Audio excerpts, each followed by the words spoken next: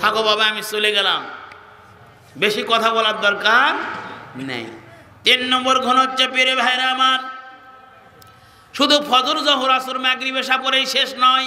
ওয়াল্লাযীনা ইয়াবিতুনা লিরাব্বিহিম সুজদান ওয়া কিয়ামা, আল্লাহর খাস বান্দারা রাত্রিবেলায় তাদের প্রতিপালকের সামনে সেজদারত অবস্থায় এবং দণ্ডায়মান অবস্থায় রাত্রি যাপন করে। সকলে বলুন সুবহানাল্লাহ, আরো চিৎকার দিয়ে বলুন সুবহানাল্লাহ।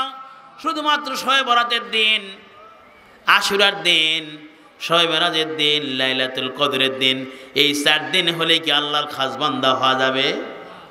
যাবে? জোরে বলেন যাবে? যাবে না প্রিয় ভাইয়েরা আমার। এখানে খাস বান্দা বলা হয়েছে যে কারা আল্লাহর খাস বান্দা হবে? যারা তাহাজ্জুদের নামাজ পড়ে প্রিয় ভাইয়েরা, 12টা বা 1টা বা 2টার পরে যারা নিজের বেড ছেড়ে দিয়ে একমাত্র আল্লাহর সন্তুষ্টির উদ্দেশ্যে দাঁড়িয়ে যায়, কখনো দাঁড়িয়ে থাকে, কখনো সেজদায় যায়, আল্লাহ বলছে তারা আমার খাস বান্দা। তারা আমার কি বান্দা? জোরে বলেন। আমরা খাস বান্দা হব, কে কে হাত তুলে দেখান। খাস বান্দা হতে গেলে রাত্রে ঘুম থেকে উঠতে হবে। হুজুর এটাই তো পারা যায় না, সারাদিন আলু মাটি দেওয়া, শসা তোলা, ধান লাগা, বিবির বক্তব্য শুনতে শুনতে আমাদের জীবন শেষ। আবার রাত্রে কখন উঠবে হুজুর? আল্লাহ কোয়ালিটি বলে দিছে, আমার কিছু করার নেই। খাস বান্দা হতে গেলে রাত্রি জাগরণ ছাড়া কোনো, যত বড়ই আলেম হোক, যত বড়ই হাজি হোক, যত বড় মুয়াজ্জিম সাহেব হোক, যে যে কোয়ালিটির হোক না কেন, আল্লাহ বলতেছেন আল্লাহর খাস বান্দার কোয়ালিটি হচ্ছে ওয়াল্লাযীনা ইয়াবিতুনা লিরাব্বিহিম, তার প্রতিপালকের সামনে, তার প্রতিপালকের সামনে সে রাত্রি যাপন করে সেজদারত অবস্থায় অথবা দণ্ডায়মান অবস্থায়। আল্লাহ তাআলা তার হাবিবকে ডাক দিয়ে বলছেন, ইয়া আইয়ুহাল মুদ্দাসসির, হে চাদর মুড়ি দিয়ে শয়নকারী, কুম ফাআনযির রাব্বাকা ফাকাব্বির, উঠুন, সতর্ক করুন, জনগণকে সতর্ক করুন। রসুল শুয়ে আছে চাদর মুড়ি দিয়ে। আল্লাহ বলে না ইয়া আইয়ুহার রাসূল, ইয়া আইয়ুহান নবী, এ কথা বলেন। ইয়া মুহাম্মদ বলে নাই যে কুম ফাআনযির রাব্বাকা ফাকাব্বির, এ কথা বলে নাই। বলেছে ইয়া আইয়ুহাল মুদ্দাসসির কুম ফাআনযির রাব্বাকা ফাকাব্বির, উঠুন, আপনার প্রতিপালকের শ্রেষ্ঠত্ব বর্ণনা করুন, সতর্ক করুন, জনগণকে সতর্ক করুন, ভয় দেখান। ওয়াসিয়াবাকা ফাতাহির, আপনার কাপড়কে পরিষ্কার করুন। সকলে বলুন সুবহানাল্লাহ। আপনার পোশাক পরিচ্ছদকে পরিষ্কার করুন, পবিত্র করুন। ওয়ার রুজুজা ফাহাজুর, যাবতীয় দুনিয়ার আওজান ঝামেলা থেকে, অপবিত্র জিনিস থেকে নিজেকে আপনি সংযত করুন। সকলে বলুন সুবহানাল্লাহ। যত ময়লা আবর্জনা আছে সেখান থেকে আপনি দূরে থাকুন। প্রিয় ভাইয়েরা আমার, আরেক জায়গায় বলছে, একই পাশে এক পৃষ্ঠার মধ্যে সূরা মুদ্দাসির, আরেক পৃষ্ঠায় সূরা মুজাম্মিল। ইয়া আইয়ুহাল মুজাম্মিল কুমিল লাইলা ইল্লা কালিলা নিসফাহু আও ইনকুস মিনহু কালিলা আও জিদ আলাইহি ওয়া রাত্তিলিল কুরআনা তারতিলা। আরেক জায়গায় রাসূল কম্বল মুড়িদে শুয়ে আছেন। কি মুড়িদে? জোরে বলেন কি? কম্বল মুড়িদে শুয়ে আছে। ইয়া আইয়ুহাল মুজাম্মিল কুমিল লাইলা ইল্লা কালিলা, কুমিল লাইলা, রাতে নামাজরত অবস্থায় কেটে দিন, রাতে নামাজরত অবস্থায় থাকেন। ইল্লা কালিলা, সামান্য কিছু সময়, বেশি সময় নয়। 5:50 নামাজ হয় ফজরের। কটায়? এখানে ইন্টারভিউ দিলে অর্ধেক লোক জানে না যে কটার সময় নামাজ হয়, কে জানে? যারা অ্যাক্টিভ নামাজি তারা জানে যে 5:50 ফজরের নামাজের জামাত অনুষ্ঠিত হয়।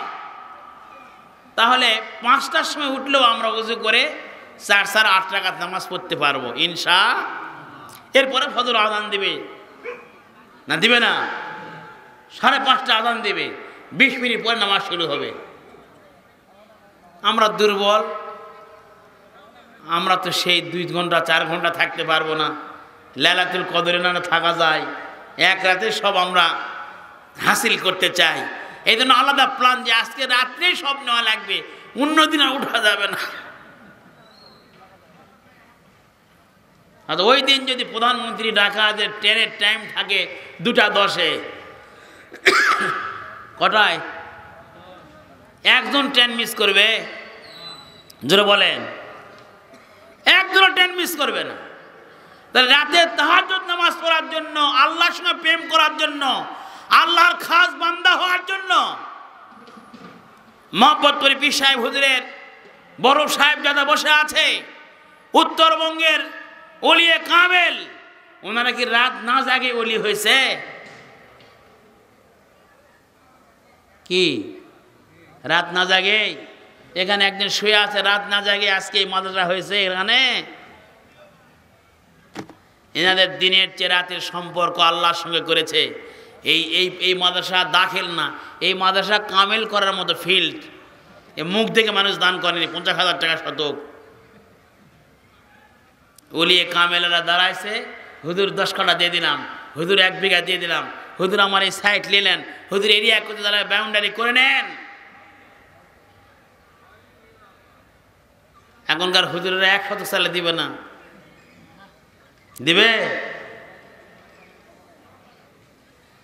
শহীদ হওয়া লাগবে তাও দিবে না। আর শুধু দাঁড়িয়েছে হানাইলামানিয়া কামেল মাদ্রাসার যিনি কান্ডারি ছিলেন মৌলানা আমিনুল্লাহ দেওবন্দি হুজুর, সকলে চিনেন, এখানে অনেক লোক চিনেন। এই মাহফিলে আসছে উনি, ওনার সামনে কোনো মন্ত্রী, মিনিস্টার, এমপি, মন্ত্রী, ডিসিপিসি কিছুই কুলায়নি। এক দাগে 100 বিঘা জমি করা 4টিখানি কথা নয়, একটা ক্যাম্পাসে 11 বিঘা জমি নেওয়া 4টিখানি কথা নয়। শুধু আমলের দ্বারা হয়েছে, আমলের দ্বারা, রাত্রি জাগরণের দ্বারা। শত শত ছাত্র আসছে, সকালে 50টা ছাত্র আসছে মাদ্রাসায় গোটা দেশ থেকে। সকালে 50টা ছাত্র নিচে, সাথে হিলকোন্ডা, উত্তরপাড়া, কাদিপুর, পাঁচুসব সব বাড়ি সেট করে দিয়ে উনি চলে আসছে। সুবহানাল্লাহ বলেন। প্রথম কথা ছিল, এই তোর আব্বা মরা যায়নি? হ্যাঁ হুজুর গেছে। বাপ বাস থাকলে খাতো না? হ্যাঁ খাতো। লুঙ্গি শাড়ি দেওয়া লাগতো না? হ্যাঁ দেওয়া লাগতো। এই যে সিলেক্ট দিয়ে গেলাম, কামেল পাস করে দাও, তোমার আব্বা বেহেশত চলে যাবে। সুবহানাল্লাহ করেন। তোমার আম্মা বেহেশত চলে যাবে। ভাত খাওয়াবি না? খাওয়াবি না? হ্যাঁ খাওয়াবো। তুই যা খাবি তাই খাবে না? আলাদা? না হুজুর আপনি যা বলবেন আমি তাই শুনবো। সুবহানাল্লাহ করেন। আমার যে সালাম ভাই বেশি জানে। এই যে হুজুর হাসতেছে, একটা লোক কথা বলার শক্তি নেই। আমি নিজে হুজুরের সংস্পর্শে থেকেছি, দোয়া নিয়েছি। হুজুর একটা লোক মারা যাওয়ার পরে জানাজায় যাবে, প্রথমে জানাজার আগে বাড়িতে যাবে, যাই বলবে, এই যে লোক মারা গেল তার বেটা কটা? কথা 3টা। আসো। কাউকে সাথে নেবে না, একাই লাঠি নিয়ে ফজর নামাজ পড়ে বাইরে যাবে। বলবে তোর আব্বা কতখানি জমি রেখে গেছে? কথা হুজুর 15 বিঘা। তো তোর আব্বা যদি আরো 10 বছর, 15 বছর, 20 বছর বাঁচে থাকে, খাওয়া দাওয়া করা লাগতো না? হ্যাঁ লাগতো। তা আব্বার জন্য কি আজকে চিন্তা করিস? কিন্তু আপনি যা করবেন তাই। মারা যাওয়ার পরে তো এমনি তো মনের অবস্থা খারাপ, আর হুজুর দোয়া বেশ তো যাবে, এটা তাদের এখানে জানাই আছে। বলবে যে আমি বেশি যাচ্ছি না, তোমাদের সবচেয়ে দুর্বল জমি কোনটা বলো তো? হুজুর ওই যে সিরা আছে, সিরার একটা 10 কাঠা আছে হুজুর। আচ্ছা দাফনের 3 দিন পরে আমাকে যা দলিল করে দিও। সুবহানাল্লাহ পরে আল্লাহর হস্তে নিজ খরচে যায় মাদ্রাসার নামে দলিল করে দিয়ে চলে আসছে। এটা কি দিনের আমলের দ্বারা? আল্লাহ নিজেই বলছেন আল্লাহর খাস বান্দা যারা হবে, ওয়াল্লাযিনা ইয়াবিতুনা লিরাব্বিহিম সুজদান ওয়া কিয়ামা, আল্লাহর দ্বারা খাস বান্দা হবে, তারা রাত্রি জাগরণ করবে তার রবের সামনে দণ্ডায়মান থেকে অথবা সেজদারতই থেকে। সকলে বলুন সুবহানাল্লাহ। প্রিয় ভাইয়েরা আমার, আমি বল আপনাদের সামনে বলতে দিতে 10 দিন পরে রোজা থাকবো আমরা। কয়দিন পরে? 10 দিন পরে আমরা রোজায় চলে যাব। আমাদের যাদের তাহাজ্জুদ নামাজ পড়ার অভ্যস্ত নয়, সেহরি খাওয়ার যখন উঠবেন আপনারা সকলেই আজকের এই বক্তব্য শোনার পরে ট্রেনিং নেবেন এবং আল্লাহর খাস বান্দা হওয়ার জন্য 29 দিন অথবা 30 দিন আমরা একটু তাহাজ্জুদ নামাজ পড়বো ইনশাআল্লাহ। আরো দিল বলে ইনশাআল্লাহ। আল্লাহকে হাত তুলে দেখান আমরা তাহাজ্জুদ নামাজ পড়ব। মারা যাওয়া লাগবে ভাইয়েরা, এই জন্য আল্লাহ দেখান যে আল্লাহ ছবি তুলে নাও। আমরা তো অভ্যস্ত নই, রোজার যেন মিস না যায়, রোজায় যেন মিস, কারণ উঠতেই যখন হবে অজু করে 2 রাকাত নামাজ পড়ে নেই ইনশাআল্লাহ ইনশাআল্লাহ ইনশাআল্লাহ।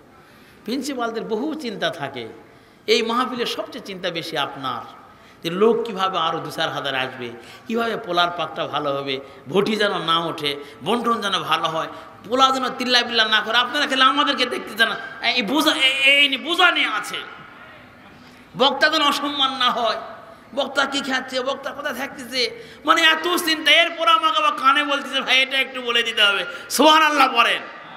এরকম নরম সরম মানুষ আমি এই যুগে আর দেখিনি। আমাদের ওখানে হ্যানাইল মাদ্রাসা সেন্টার উনি যায়, হুজুর এতই নরম, আমি অনেক বয়সে ছোট, কিন্তু এমনভাবে উনি আচরণ করে আমি মনে করি যে আল্লাহর একজন খাস বান্দা, সুবহানাল্লাহ পড়েন। একটা পদে আছে প্রিন্সিপাল, তার একটা দাঁড় থাকবে না, না, খুব সুন্দরভাবে প্রতিষ্ঠান পরিচালনা করতেছে, আলহামদুলিল্লাহ বলেন। ইনশাআল্লাহ মাদ্রাসার রেজাল্টও ভালো হয়, উনি সব দিক থেকে ফিট, কথা ঠিক আছে না নেই, এবং সহজ সরল আল্লাহ তাকে এই তবিয়তটা দিয়েছে। আমি বড় ভাইয়ের সামনে বলা ঠিক হলো না, তারপরে বলতে বাধ্য হলাম। আমি আপনাদেরকে বলতে চাই প্রিয় ভাইয়েরা, আমরা জোহর আসর মাগরিব এশা ফজর যে করতেছি, আমরা সবাই ব্যস্ততা নিয়ে যাচ্ছি। ইন্না লাকা ফিন নাহারি সাবহান তাবিলা, আল্লাহ বলছেন নবীর ক্ষেত্রে, হে নবী তুমি দিন কায়েমের জন্য, এই কোরআন প্রচার করার জন্য তুমি সব সময় ব্যস্ত থাকো। দিনের বেলায় ব্যস্ত নবী নিজে থেকেছেন, সাহাবায়ে কেরামদের প্রেরণ করে, যাও দিনে দাওয়াতি কাজ করে আসো, আল্লাহর দিনের জন্য একদল মুজাহিদ পড়ে যায় জিহাদ করে আসো, সব সময় কর্মব্যস্ত। ইন্না লাকা ফিন নাহারি সাবহান তাবিলা, আপনি দীর্ঘ সময় ব্যস্ত থাকেন দিনের বেলায়, এই জন্য রাতে কিছু সময় আল্লাহকে ঋণ দেন, সুবহানাল্লাহ বলেন। রাতে আল্লাহ ঋণ যাচ্ছে, রাতে ধন্যবাদ দিতে বলতেছে, তাহলে আমরা আল্লাহর খাস বান্দা হব। আল্লাহ যারা খাস বান্দা হয় তারা কি করে? ওয়াল্লাযীনা ইয়াকুলুনা রাব্বানা সরিফ আন্না আযাব জাহান্নাম ইন্না আযাবাহা কানা গরামা। আল্লাহু আকবার বলেন। যারা রাত্রে ধন্না দেয়, রাতে যারা দণ্ডায়মান থাকে, সেজদারত অবস্থায় থাকে, শেষ সময় আল্লাহর কাছে দোয়া করে, আয় আল্লাহ আমি যে ইবাদত করেছি, আল্লাহ আমাদের জাহান্নামের আগুন থেকে বাঁচাও, জাহান্নামের আযাব আমাদের থেকে হটায় দাও। আল্লাহর দ্বারা বলি, আল্লাহর দ্বারা খাস বান্দা, তারা শুধু নামাজই পড়ে না, রোজাই করে না, হজ করে না, যাকাত দেয় না, সব সময় আল্লাহর কাছে মুহতাজ। আয় আল্লাহ আমাদের থেকে দোজখের আগুন হটায় দাও। রব্বানা সরিফ আন্না আযাব জাহান্নাম ইন্না আযাবাহা কানা গরামা। যদি জাহান্নাম হয় তাহলে সমস্ত সর্বনাশ। যদি আপনার জীবনে জাহান্নামে বরাদ্দ থাকে, সর্বনাশ। এই জন্য বাঁচে থাকতে আর দুনিয়া মাজরাতুল আখিরা, আখিরাতের মাজরা এখানে কৃষিক্ষেত্র। প্রিয় ভাইয়েরা আমার, আমরা যে আখিরাতে যাব তার আগে আমাদেরকে এখানে চাষবাস করতে হবে, আখিরাতের সম্পদ তৈরি করে নিতে হবে। আখিরাতে যাওয়ার জন্য যে সামানা, এই সামান আমাদেরকে রেডি করে নিতে হবে। আমরা নামাজ পড়ি, রোজা করি, যেটাই করি না কেন, আল্লাহর কাছে হাত তুলে আমাদেরকে বলতে হবে, কায়মানে বাক্যে বলতে হবে, রব্বানা আতিনা ফিদ দুনিয়া হাসানাতাও ওয়া ফিল আখিরাতি হাসানাতাও ওয়া কিনা আযাবান নার। ফজরের নামাজ পড়ে আমরা বলি, হে আল্লাহ দুনিয়ায় তোমাদেরকে মঙ্গল দাও, আখিরাতেও দাও, দোজখের আগুন থেকে বাঁচাও, দোজখের আগুন থেকে বাঁচাও। 5 বার